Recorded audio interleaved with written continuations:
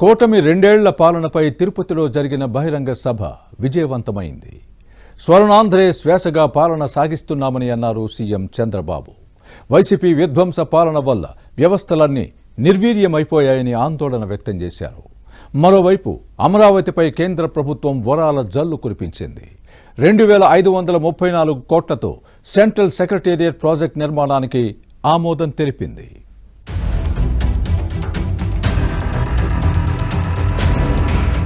ఏపీలో కూటమి ప్రభుత్వం ఏర్పడి రెండేళ్లు పూర్తయిన సందర్భంగా రెండేళ్ల నమ్మకం, అభివృద్ధి, సంక్షేమం పేరుతో తిరుపతిలో భారీ బహిరంగ సభ ఏర్పాటు చేశారు కూటమి నేతలు. CM Chandrababu, deputy CM Pawan Kalyan, మంత్రి లోకేష్, బీజేపీ రాష్ట్ర అధ్యక్షుడు మాధవ్, కూటమి నేతలు పాల్గొన్నారు. కేంద్ర మంత్రులు రామ్మోహన్ నాయుడు, పెమ్మసాని చంద్రశేఖర్, రాష్ట్ర మంత్రులు, ఎంపీలు, ఎమ్మెల్యేలు హాజరయ్యారు. ఈ నెల 9న తిరుపతిలో సంక్షేమంపై, 12న అమరావతిలో సుపరిపాలనపై, 15న విశాఖలో అభివృద్ధిపై సభలు నిర్వహించాలని తొలుత నిర్ణయించారు. అయితే విశాఖ స్టీల్ ప్లాంట్ ప్రమాదం నేపథ్యంలో తిరుపతిలో జరగాల్సిన సభను వాయిదా వేసి శుక్రవారం నిర్వహించారు. అమరావతి, విశాఖపట్నంలో నిర్వహించాల్సిన సభలను రద్దు చేశారు. స్వర్ణాంధ్రే శ్వాసగా పాలన సాగిస్తున్నామని ఏపీ సీఎం చంద్రబాబు చెప్పారు. వెంటిలేటర్పై ఉన్న రాష్ట్రానికి కేంద్రం ఆక్సిజన్ ఇచ్చిందన్నారు. వైసీపీ విధ్వంస పాలన వల్ల వ్యవస్థలన్నీ నిర్వీర్యమయ్యాయని చంద్రబాబు ఆందోళన వ్యక్తం చేశారు. అయితే ఎన్ని ఆర్థిక ఇబ్బందులున్నా ఇచ్చిన హామీలు నెరవేరుస్తున్నామన్నారు.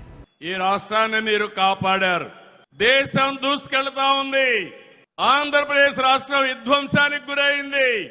విజ్ఞత చూపించారు. రాజకీయ పార్టీలు సమైక్యంగా పనిచేశారు.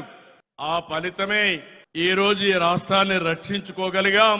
మళ్ళీ వెంటిలేటర్ పైన ఉన్న రాష్ట్రానికి కేంద్రం ఆక్సిజన్ ఇచ్చి బతికిచ్చిందని చెప్పి కూడా నేను మీకు తెలియజేస్తున్నా.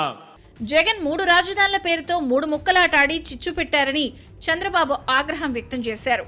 దేవుడితో పెట్టుకున్న వాళ్లు ఎవరూ బాగుపడలేదన్నారు. బ్రిటిష్ వాళ్ళు వెంకటేశ్వర స్వామి జోలుకు రాలా, కానీ ఈ దుర్మార్గులు వెంకటేశ్వర స్వామి జోలుకు వచ్చిన వాళ్ళు నేను ఎప్పుడు చెప్పేవాడిని, మరో జన్మలో కాదు, ఆయన అనుకుంటే ఈ జన్మలోనే పనిష్మెంట్ ఇస్తాడు, శిక్ష ఇస్తాడని మరొకసారి విజ్ఞప్తి చేస్తున్నా. ప్రజలు కేవలం ఓటర్లే కాదు, చరిత్ర రాస్తారని నిరూపించారని డిప్యూటీ సీఎం పవన్ కళ్యాణ్ అన్నారు. 2024లో ప్రజలు ఇచ్చిన తీర్పుతో రాష్ట్రానికి మళ్లీ కొత్త ఆశలు వచ్చాయని, ఆ తీర్పు ఒక తరం భవిష్యత్తుకు నమ్మకం కలిగించింది అని అన్నారు. కులం, ప్రాంతీయత నుంచి తెలుగు రాష్ట్రాలు బయటకు రావాలని పవన్ పిలుపునిచ్చారు. తెలుగు రాష్ట్రాలు మరింత బలపడాలి అంటే ఒక రాష్ట్రం కులాల పరిమితుల్ని దాటాలి, మరొక రాష్ట్రం ప్రాంతీయత పరిమితుల్ని దాటాలి. మనందరం కలిసి భారతీయత వైపు అడుగులు వేయాలి. వైసీపీ నేతలు రప్పా రప్పా అంటే చూస్తూ ఊరుకునేది లేదని మంత్రి లోకేష్ హెచ్చరించారు. రెడ్ బుక్ దాని పనేది చేసుకుంటూ పోతుందన్నారు. గొడ్డలి పార్టీ అరాచక పాలనలో ఎన్నో దారుణాలు జరిగాయని లోకేష్ విమర్శించారు. మనది గూగల్, వాళ్ళది గొడ్డలి.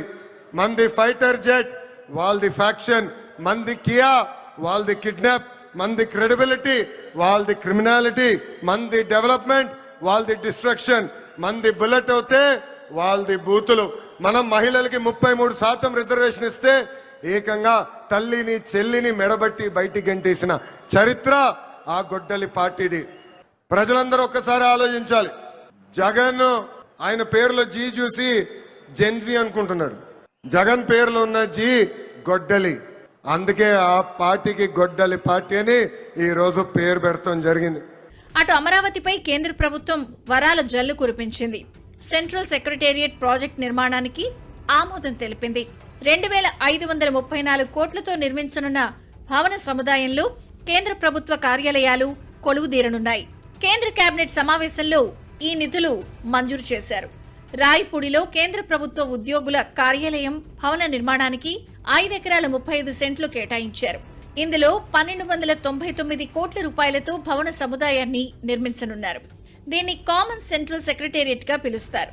ये भी सेंट्रल गवर्नमेंट के जो एम्प्लॉइज पूरे प्रदेश में फैले हुए हैं उनको एक जगह कंसोलिडेटेड वे में बनाने के लिए आज ये फैसला किया गया. इसके लिए करीब 17 एकर्स की लैंड राज्य सरकार ने दी है और 1500 रेजिडेंशियल क्वार्टर्स इसके लिए बनेंगे. ये कॉमन मैप है जिसमें आप देख सकते हैं कि ऑफिस कॉम्प्लेक्स, फिर बीच में एक बड़ी सी एक्सिस है, ये मेन रोड की तरह रहेगी और इसमें हाई कोर्ट और कई आपने देखा होगा अमरावती का लेआउट जितना है स्क्वायर शेप में सारा परपेंडिकुलर रोड्स है, एक स्क्वायर ग्रिड की तरह इसका डिजाइन किया गया है। 2 భారీ టవర్లలో ఆఫీస్ కాంప్లెక్స్ నిర్మాణం చేసి ఇందులో కేంద్ర ప్రభుత్వ కార్యాలయాలు కొలువు తీరనున్నాయి. దీనికోసం 1800 కార్ల పార్కింగ్ సదుపాయాన్ని కల్పించనున్నారు. ఐనువోలు గ్రామం దగ్గర 1234 కోట్ల రూపాయలతో 17 ఎకరాల్లో రెసిడెన్షియల్ కాంప్లెక్స్ ను నిర్మించనున్నారు. 11 టవర్లలో 1568 నివాస క్వార్టర్లను నిర్మిస్తారు. ఒకటి ఆఫీస్ వచ్చేది, ఆఫీస్ వచ్చి 2 టవర్స్ 1300 కోట్ల రూపాయలు, 23 లక్షల స్క్వేర్ ఫీట్, 5 ఎకరాల్లో. రెండోది తీసుకుంటే రెసిడెన్షియల్ కాంప్లెక్స్ 1234 కోట్ల రూపాయలు, 17 ఎకరాల్లో 11 టవర్స్, ఇవి 31 లక్షల స్క్వేర్ ఫీటు, అంటే దాదాపు 1500 type 2 to type 6 residential quarters basement పార్కింగ్తో ఉండే విధంగా అధునాతనంగా మీరు చూస్తే ఈ డిపిఆర్లు ఇవన్నీ కూడా మేము దగ్గర కూర్చొని డిజైన్స్ ఇవన్నీ చేపించాం. అమరావతిలో ఇప్పటికే నేషనల్ ఇన్స్టిట్యూట్ ఆఫ్ డిజైన్స్ అనే కేంద్ర ప్రభుత్వ రంగ సంస్థ కార్యకలాపాలను ప్రారంభించింది. ఇదే ప్రాంతంలో హైకోర్టు, విట్ యూనివర్సిటీలు పనిచేస్తున్నాయి. దీనికి సమీపంలోనే కేంద్ర ప్రభుత్వ ఉద్యోగుల నివాస సముదాయం రానుండటంతో ఆ ప్రాంతంలో కార్యకలాపాలు ఊపందుకోనున్నాయి. ఇక రాయపూడిలో సిఆర్డీఏ, బ్యాంక్ కార్యాలయాలతో పాటు ఏపీ ఎన్ఆర్టీ టవర్స్, సీఎం అధికారిక నివాసం, లోక్ భవన్ కూడా రానుంది. వీటికి సమీపంలోనే కృష్ణానది ఒడ్డున కేంద్ర ప్రభుత్వ కార్యాలయ భవన సముదాయాన్ని నిర్మించబోతున్నారు. ప్రజాస్వామ్యంలో అంతిమ న్యాయ నిర్ణేతలు ప్రజలేనని కూటమి నేతలు చెబుతున్నారు. కూటమి 2 ఏళ్ల సభ సక్సెస్ తో పాటు రాజధాని అమరావతిపై కేంద్రం వరాల జల్లు కురిపించడంతో కూటమి నేతలు హర్షం వ్యక్తం చేస్తున్నారు.